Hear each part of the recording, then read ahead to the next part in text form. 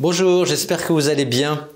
Alors, aujourd'hui, beaucoup de gens se demandent s'il ne faut pas acheter des bancaires, des financières en général, parce qu'il y a un mouvement de hausse des taux qui est enclenché et qui est appelé à durer. C'est une bonne question et donc on va se poser la question pour la Société Générale, parce que comme beaucoup d'autres banques, elle a déjà, comme vous voyez sur le graphique, en entouré orange, elle a déjà bien progressé. Donc, est-ce qu'au cours actuel, on peut encore en acheter? C'est ça la question.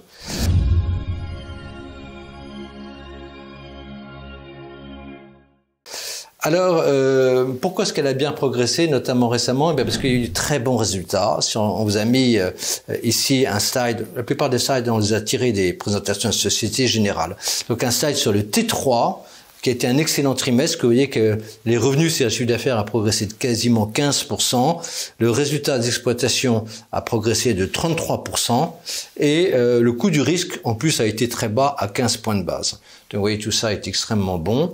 Ça veut dire que la hausse du chiffre d'affaires a un effet de levier sur le résultat d'exploitation, et qu'en plus, en dessous de ce résultat d'exploitation, le coût du risque a été bas. Alors évidemment, il n'a pas, c'est ce qu'on pense chez Ebou, il n'a pas vocation à le rester. On vous a mis ici le coût du risque depuis plusieurs trimestres, et vous voyez qu'à 16 points de base pour le groupe, c'est très bas, puisqu'au T3 2020, il était à 40 points de base. Voilà. Et si on regarde la banque de détail en France, on est à 8 points de base. Banque de détail internationale, 41 points de base. C'est plus risqué, parce que c'est surtout des pays émergents. Et la banque de grande clientèle, 7 points de base. Donc, ce qu'on pense chez Ebou, c'est que normalement, on devrait être deux fois plus haut en termes de coût du risque sur la longue route. Donc, il faut quand même prendre ça en compte. Bon. Le taux de créance douteuse, vous l'avez également, il est à 3,1%. Ça, c'est normatif, c'est généralement ce qu'on trouve sur la Société Générale, avec un taux de couverture à 52%. C'est également un peu la stratégie de la Société Générale. Chez Ebou, on pense qu'à 52%, c'est un chouïa bas. On préfère des couvertures à 60, 70, 75%, un peu plus élevés comme chez BNP. Voilà. Mais bon, ils ont toujours fonctionné comme ça. Bon, alors si on regarde le résultat d'exploitation, ce qui est très intéressant, et ça c'est pas toujours bien vu par la place, c'est que c'est vraiment une banque qui est bien distribuée en 3 blocs: la banque de détail à l'international et la banque de grande clientèle. Voilà. Et si on regarde par résultat net, on voit que la banque de détail en France c'est 28%, donc à moins d'un tiers. La banque de détail et services financiers à l'international, donc c'est là où il y a le plus de croissance, c'est le plus important, c'est 37%. Faut vraiment avoir ça en tête. Et la banque de grande clientèle, la BFI, banque de financement et d'investissement, c'est 35%. Voilà. Parce que souvent les gens s'inquiètent sur l'avenir de la banque de détail. La banque de détail, c'est que 28% du résultat net de la Société Générale. Bon, alors regardons ça d'un peu plus près, bloc par bloc. D'abord, la banque de détail en France. Il y a 2 parties. La première partie, c'est la banque de détail traditionnelle. Et ça, si vous voulez, c'est le Crédit du Nord essentiellement et la Société Générale. Et ce que fait la banque aujourd'hui, c'est qu'elle fusionne les deux. On se demande d'ailleurs pourquoi elle ne l'a pas fait avant. Bon, enfin là, elle le fait. Ça va faire des économies, bien sûr. Et donc, la banque tape sur 450 millions d'euros d'économies à horizon 2025. Alors, bon, c'est à rapprocher à un bénéfice qui devrait être de l'ordre de 4-5 milliards d'euros en récurrent par an après impôt. Donc, c'est à peu près 10%, si vous voulez, du bénéfice après impôt. C'est pas négligeable, c'est assez important. Comment est-ce qu'ils vont faire ça? Ils vont passer de 2100 à 1450 agences, de 24 à 13 back-office, et ils vont se séparer de 3700 employés. C'est tout de même un assez beau bloc, Crédit du Nord, Société Générale, c'est 10 millions de clients. Et on vous a mis ici les impôts, les crédits et les dépôts. Vous voyez, ce qui est intéressant, c'est à la fois qu'ils sont en progression. Donc c'est pas du tout une banque de détail traditionnelle qui subirait l'attrition auquel on pense souvent. Non, ça progresse. Et deuxième point très intéressant, c'est que, vous voyez, les dépôts sont supérieurs au crédit. Il y a 231 milliards de dépôts en 2020 pour 217 milliards de crédits. Ça fait un taux de ratio crédit sur dépôt de 94%. Et ça, c'est très bon. On n'a pas ça dans toutes les banques, on a souvent ça dans les banques françaises. Ça veut dire que les dépôts couvrent les crédits, donc la banque n'est pas obligée d'aller se refinancer sur le marché interbancaire ou auprès de la Banque Centrale Européenne pour financer ses crédits. Donc c'est un gage de sécurité important. Voilà. Si on regarde d'un peu plus près les crédits, vous avez ici en rouge l'habitat, en gris la clientèle commerciale et en orange la consommation, c'est-à-dire le crédit à la consommation et le crédit de trésorerie, puis ensuite l'interbancaire, mais ça c'est très marginal. Et vous voyez qu'il y a deux gros blocs qui sont l'habitat et les créances commerciales. Alors l'habitat c'est très sûr, c'est qu'on prête à un couple pour qu'il achète un appartement. Il y a très très peu de défauts, surtout en France, parce que une des particularités françaises, si vous voulez, c'est qu'on prête en fonction du capital, sécurité en capital, et puis en fonction des revenus. Alors que souvent à l'étranger, la sécurité est que sur le capital. Là, en France, il y a toujours ceinture et bretelles, ce qui fait que le crédit à l'habitat en France, ça a toujours été très très sécurisé.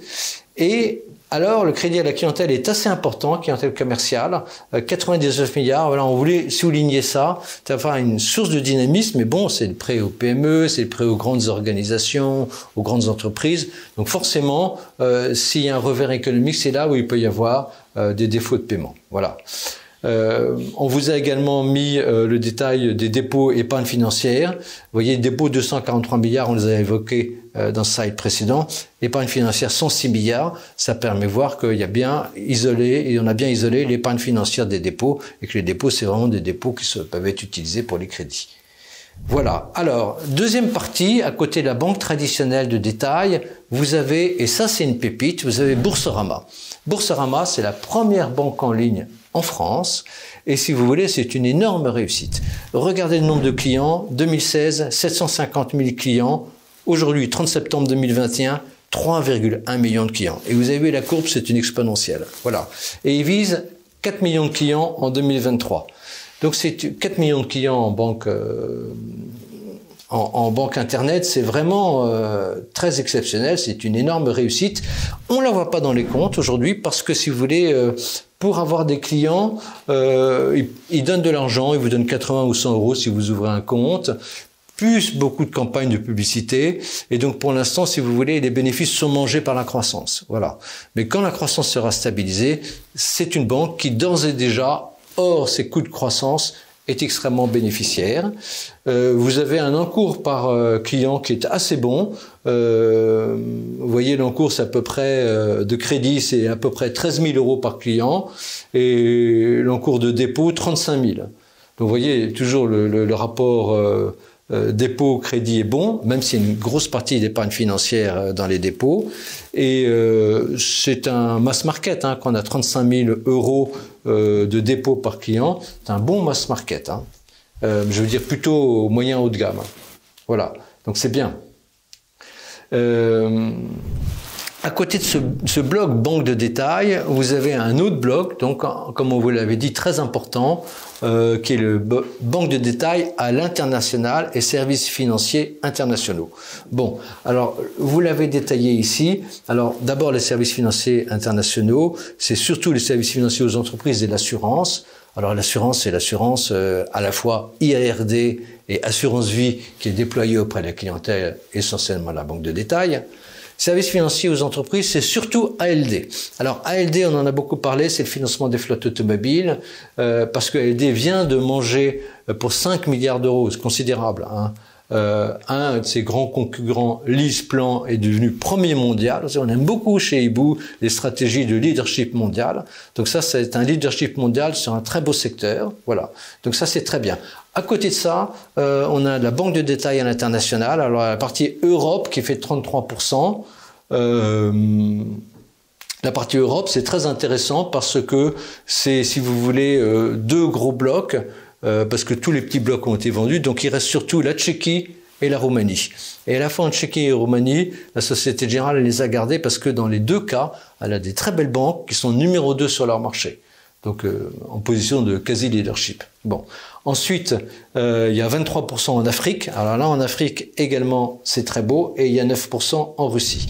Alors ça permet, n'est-ce pas, de voir sur le site que vous avez là, une carte du monde. Vous avez le chiffre d'affaires généré par la Société Générale. Voilà. C'est pour vous montrer que la Société Générale, c'est vraiment une banque internationale. C'est pas une petite banque française. C'est une grande banque internationale présente dans beaucoup de parties du monde. Et ça, c'est un point également qui permet de sécuriser le dossier parce que l'Afrique peut aller bien quand la France va mal, l'Asie peut aller bien quand la Russie va mal, etc. Bon. Si je regarde de manière plus précise l'encours de crédit, À l'international, vous avez en rouge l'Europe, en gris l'Afrique et en orange la Russie. Vous voyez que le gros bloc, c'est tout de même l'Europe.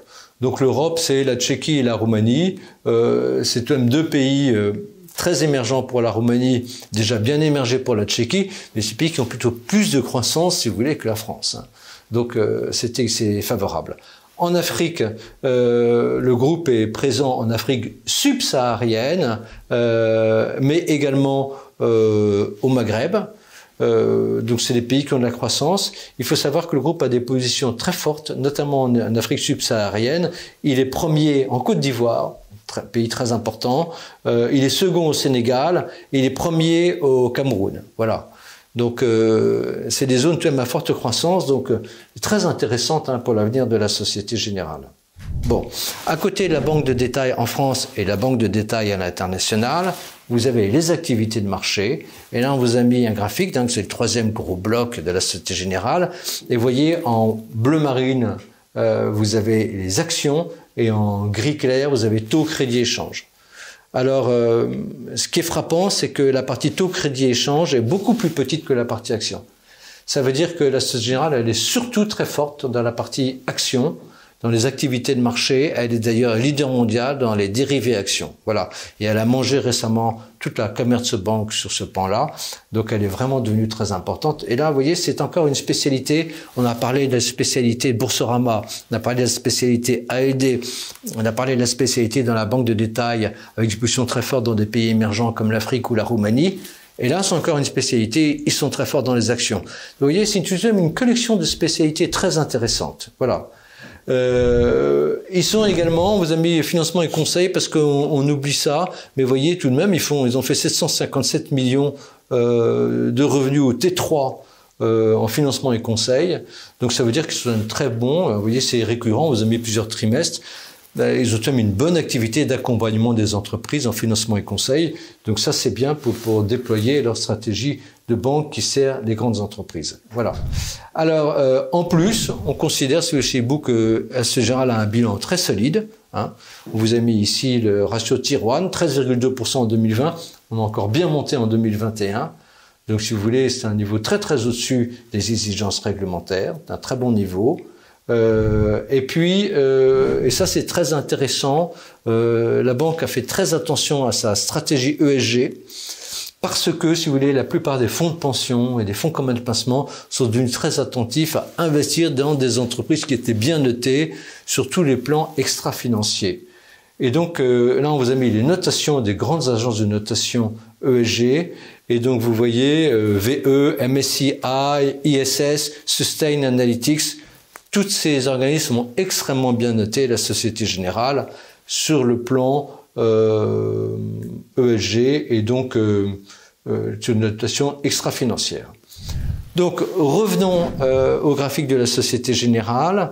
Là, on vous met la droite de régression que vous connaissez bien si vous êtes abonné chez Hibou. Et vous voyez on a bien remonté, on est un peu en dessous. Et en dessous de cette droite de régression sur le site Hibou, si vous êtes abonné, vous avez toute une série d'autres ratios. Donc, vous avez l'historique de la pente qui est de 4,7%. Et si on rattrape là, si le cours rattrape la droite de régression sur 5 ans, qu'est-ce que ça fait comme performance? Ça fait 9% par an. Voilà ce qu'on peut attendre au minimum. Mais ce qui est intéressant, c'est de regarder la volatilité. La volatilité, elle est de 67%. C'est la taille de l'écart type. Donc, elle est 2 fois la volatilité de la bourse qui est de 30%. Qu'est-ce que ça veut dire? Ça veut dire qu'au-delà de cette vision normative de la droite de régression, et c'est ce qu'on pense chez Hibou, c'est que on peut avoir, parce que l'action est très volatile, des poussées à la hausse. Alors, de la même manière qu'on a une poussée à la baisse, vous voyez, l'action était descendue à 10 euros, quasiment 10 euros au plus bas quand elle est descendue en dessous de 2 écarts types. Eh bien, on pense qu'elle peut remonter significativement au-dessus de la droite de régression. Alors, on va regarder ça de manière un peu plus fondamentale. Où est-ce qu'on peut aller? On a un actif net par action qui est de 56 euros. Donc, on peut aller à l'actif net. On a un bénéfice par action sur les 9 premiers mois de 2021 qui est de 4 euros. Donc, ça veut dire qu'on va probablement faire autour de 5 euros sur l'année. Donc, on peut sûrement aller au moins à 10 fois les bénéfices. Donc, ça fait à nouveau 50 euros. On a un dividende qui, sur 2021, donc versé en 2022, sera très probablement supérieur à 2 euros. Donc ça veut dire qu'on peut viser, si vous voulez, une valorisation pour la Société Générale très raisonnable entre 40 et 60 euros. Comme on vaut 33 euros au jour où nous faisons cette vidéo, ça nous fait un potentiel de revalorisation supérieur à 30%. Comme on va avoir plus de 2%, 2 euros de dividendes, ça veut dire qu'on a plus de 6,5% de rendement. Vous voyez, on a à la fois du rendement, si ça monte pas, on a un rendement assez important et on a un beau potentiel de valorisation. Voilà. Et on a une cerise sur le gâteau qui est que c'est ce qu'on a pensé chez vous depuis longtemps, c'est que BNP aurait intérêt à manger la Société Générale. Or, il se trouve que, parce que si vous voulez, en termes de synergie potentielle, etc., si la BNP veut pouvoir faire face aux très grandes banques chinoises, américaines, etc., faut qu'elle soit plus musclée, et la Société Générale, ça correspond idéalement à une manière de se muscler face aux grandes banques internationales. Alors, la BNP, elle vient de vendre Bank of the West 14,5 milliards d'euros. La Société Générale, ça vaut 28 milliards d'euros. Donc, aujourd'hui, la BNP a la possibilité de payer une partie en cash, une partie en titre, de manger la Société Générale. Donc, évidemment, si elle le fait, ça sera un cours nettement supérieur au cours actuel. Alors, pour être très franc, on pense que ça devrait être fait, mais on pense que le management de la BNP, il est plus technicien, sécuritaire que conquérant. Alors c'est un très bon management, mais il n'est pas conquérant. Il faudrait un management conquérant pour faire ça. Donc on n'y croit pas vraiment, mais on tenait tout de même à vous le signaler. Voilà. En tous les cas, la Société Générale, c'est un investissement que vous pouvez faire si vous voulez jouer les bancaires pour les prochains mois. Voilà. À très bientôt avec l'équipe Hibou.